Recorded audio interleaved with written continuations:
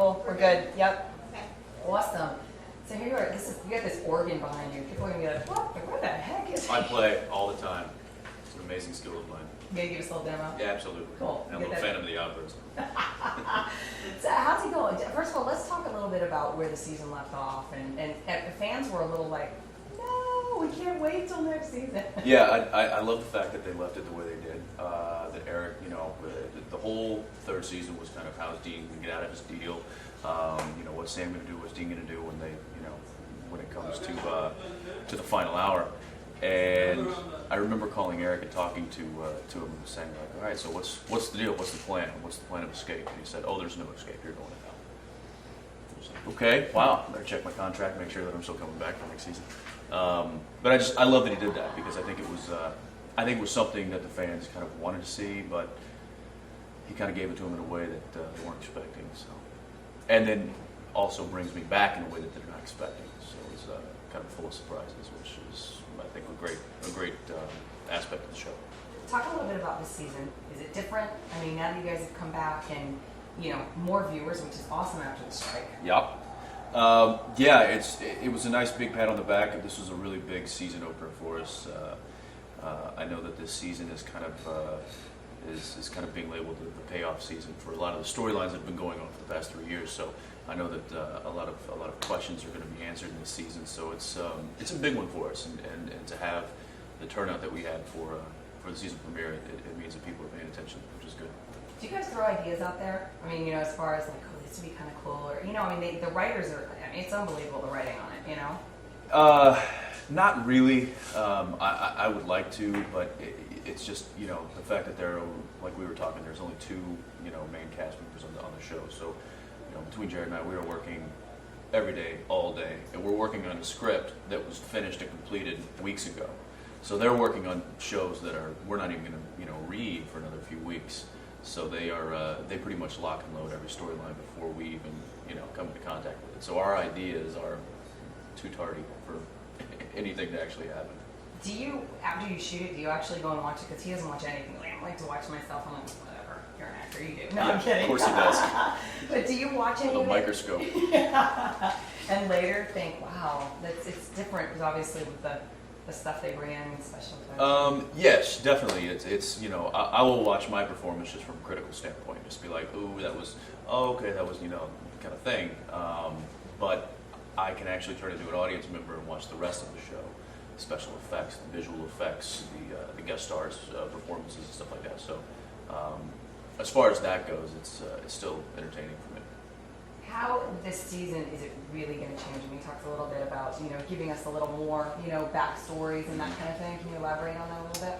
Well, we're going to touch on what Sam's character was doing, or what Sam was doing during the time that Dean spent in hell. We're going to touch on what happened to Dean, why he was in hell, or not why, but what he was doing while he was in hell, why he got pulled out, and now we're introducing some very pivotal characters, even in the first episode, that are really going to kind of shape the storylines of the season. So I think we're going to see a lot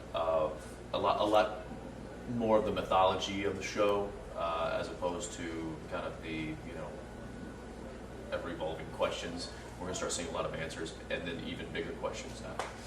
What's it like for you? 'Cause your fans, you guys have very specific fans. It's almost like how Buffy had just this cult following almost. You guys, I think, have that similar. The fans aren't all across the board; they're real fans. Yes, our fans are awesome. They are extremely supportive and very protective, which is a great thing. What amazes me most about the fan base of the show is that it's so widespread from age range to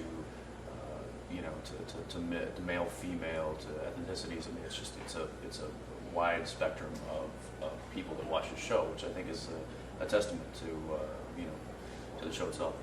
So living in Canada, I know you guys are outside of kind of the business in Hollywood and LA. Yeah. What's your response? What are people's responses like when you're outside of kind of the business?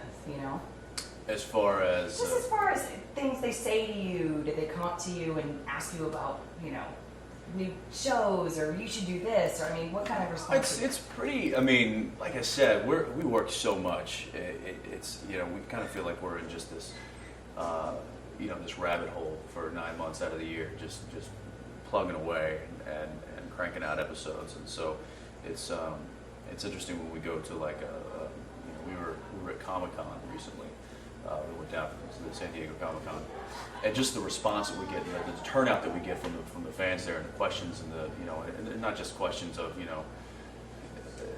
dumb kind of personal questions. They're really intricate questions about the show and the storylines and the characters and where they're going and what they're doing. And I think that attention to detail by the people that are watching the show, it really kind of gives us a nice pat on the back, because it makes us realize that what we're doing is not just in vain, that there are really people that are paying attention and enjoying it. So Yeah, it's cool. It's you guys. I think since day one, you guys have had really great chemistry. But the fact now that you actually are roommates and you really genuinely like each other, I think that kind of helps as far as being brothers and that bond, right? Yeah, it was. I mean, from day one, even when we auditioned together, it was just it just kind of fell into a real easy rhythm, and it's it's kept going, and we've become close buddies off set, and obviously it translates on set. And it's, and not just him either, like the whole crew. I mean, we work so hard and so diligently together that it's one real close, tight-knit family. So it's a good feeling to have people like that around you when you're, in the 14th hour of a day out in the cold rain.